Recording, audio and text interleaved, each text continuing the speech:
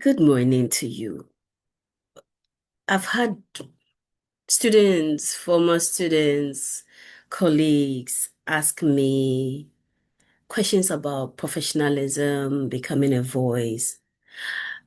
I normally would smile because I didn't really think too much about it, and I don't like to talk without thinking. So was it a couple of days ago when one of my current students asked me, and it felt like a slap because now I had to sit and think and gather my thoughts from all those past conversations I've had with people. And it concerns being a voice in our profession. So, Hayford, thank you for bringing the protective edge in me and causing me to think a bit deeper than I've been doing when it comes to this very important question. So I put something together, hoping that as it helps him, it would help others too. Use what you need, and if you don't need it, hmm, just drop it. No harm done. So his question was, Prof, I want to become a voice in psychology in Ghana. And so this is my response to him and any other young person who may be wondering about that as well. When a person asks you, how do I become a voice in psychology in Ghana, and that I want to put out content, but I don't know where to start. Um, what I want to say is if you desire to be a voice, we need to think a bit deeply and responsibly about this. Okay. So I came up with something I classify as 5 pillars that ground becoming a voice. So a voice is built on conviction, not on trends. In Ghana, psychology voices are needed in mental health, school mental health, faith and mental health integration, masculinity and emotional expression, trauma and intergenerational stress. We have a lot of that. Youth unemployment and identity, parenting and discipline practices, especially with the whole framework from the Ghana Education Service, and I think the TVET as well on positive discipline. Okay. So, what I would say is you have to have identity before visibility. Clarify your why. Then your second pillar will be build substance before platform. And I will walk us through what my thinking is concerning each of these pillars. The third pillar will be choose a platform strategically, not emotionally. Pillar 4, work with ethical responsibility. And pillar 5, develop a content framework. So let's see what this whole clarify your why or identity before visibility comes. So before you post anything, ask yourself, what problem in Ghana genuinely disturbs me? Who do I feel called to serve? What conversations do I believe we are not having enough of? A voice is not built on flowery things, aesthetics, and all that. It's actually built on conviction. And so I always say anybody who knows me knows I'm very passionate about children and facilitating healing for them, especially for kids who have gone through diverse layers of trauma. Okay, I work with adults who have gone through trauma, but I feel like we have a lot of people who can serve adults, but not enough to serve children. So kids have a really special place in my heart. So if you do not yet have a psychological issue that keeps you awake, then your first assignment is don't post yet. Just observe, read, listen.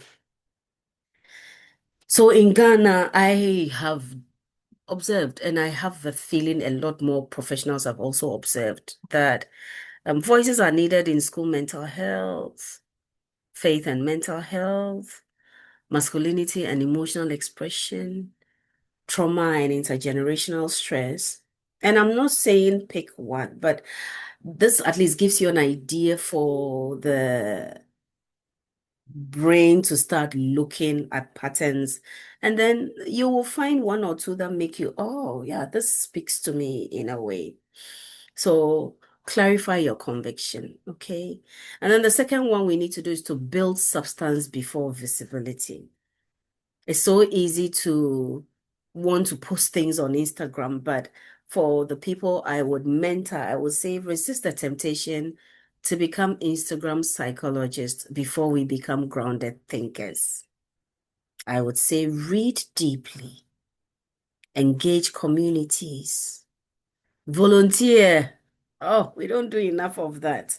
Not with an ulterior motive in mind, but just serve. In serving, you get to understand the heart of people, even be beyond the words they are using. Listen to parents, sit with religious leaders, observe schools, understand economic stress, study cultural practices. Psychology in Ghana cannot simply be copied from Western frameworks. We need to think contextually. Bear in mind, I'm not saying everything from the West is bad and everything from the global South is good. But I believe that for people to be professionals, you may have gone through some layer of formal education and the ability to reason. Okay. So we need to think contextually. We need to build substance, because as we build substance, then we build authority. Visibility without substance really collapses. And I would encourage Hayford, as well as any other young person watching this, read African-centered scholarship, The Healers, African Psychology by Kobi Kambon, um, as well as all the other things that I talked about, volunteering in schools, in religious organizations, in NGOs, sit in community conversations. You know, authority comes from observation and lived engagement, not just Canva graphics. So you can make it as beautiful as it looks, but it is not, it won't be sustainable. Okay. And then choose one platform, not all. You don't need to be everywhere. And we know that LinkedIn, so if you choose LinkedIn, it's for professional credibility. If you choose Instagram, it's for psychoeducation. If you choose X, what we used to call Twitter, it's for thought leadership. If you choose YouTube, it's for deeper conversations. If you use blogs or Substacks, it's for long form clarity. And writing for long form reflection. I would say start small, be consistent. There has to be clarity over frequency. Okay. And if you start with one platform, think of posting 1 to 2 times weekly. Focus on clarity over volume. You don't have to say plenty. Avoid sensational mental health language. Just keep it simple because it's not everybody who understands our form of talk. But if you decide, oh, I'm going to target psychologists, I always believe in simplicity, no matter how experienced these psychologists are. Everybody wants simple language. Now let's talk a bit about ethics. So as mental health professionals, our speech really carries weight. Please do not diagnose publicly. Don't shame our cultural practices. Don't oversimplify trauma. Avoid copying Western content uncritically. Respect confidentiality. Please don't give individualized advice in comment section. Listen, your voice must be responsible, not sensational. And influence without ethics is really dangerous. Really, really.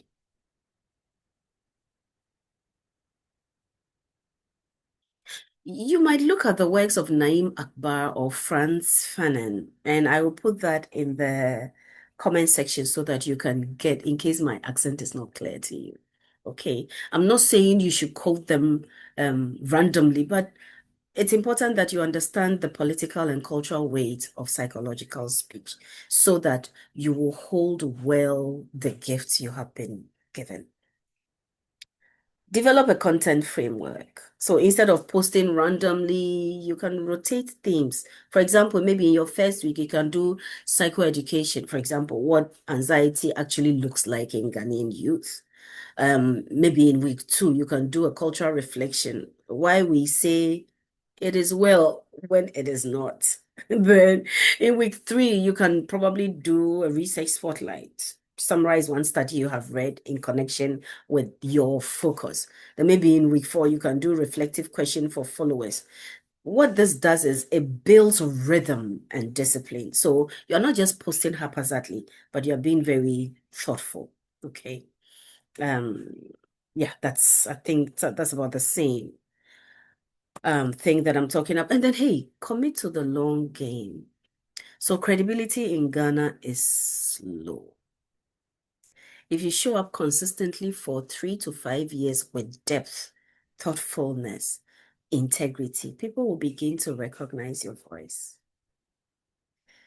Somebody was complaining that this era of youth wants get rich quick. They want quick fixes. Maybe it's because we are in an era where when you click, you get responses. So it makes it translates into the way we think that everything has to be quick. But credibility takes a while to build. If you chase quick influence, you will burn out or dilute your message. Okay. People will begin to recognize your voice if they recognize over a period of 2, 3 to about 5 years, the depth, the thoughtfulness, and your integrity. And people always really admire that. So, a final word, build depth, protect your ethics, and let your voice emerge from responsibility, not urgency. Okay, so I just want to introduce you to the 3-tier mentorship framework in Nexus. So we recognize that becoming a competent and ethical mental health professional requires more than academic qualification. It requires clarity of direction, professional identity, formation, contextual sensitivity, and strategic positioning. So our mentorship and consultancy services are designed for master students, for doctoral candidates, for early career psychologists, and practicing professionals who just desire structured guidance in their professional journey. So all sessions are time-bound, focused, and scheduled in advance. So you can reach out to check on the availability and pricing for each mentorship tier. And again, that one will go into, there'll be a link there for you to just click to make it easier for you. Let me just give you an idea of what they look like, this 3-tier mentorship framework or structure. So the tier 1 is foundational group mentorship. So becoming a voice in psychology in Ghana series. This is like a 90-minute live virtual session for between 6 to 8 individuals, and it's done twice a year. Then tier 2 is individual career strategy session. That's 30 to 45 minutes structured mentorship consultation. That's mostly one-on-one. Then the tier 3 is advanced professional consultation for practitioners. And that's about 60 to 75 minutes. And these are what they contain. So something for you to think about if you are interested, just reach out and then we'll pick up the conversation from there. Okay. All right. Thank you. Have a wonderful day. Bye.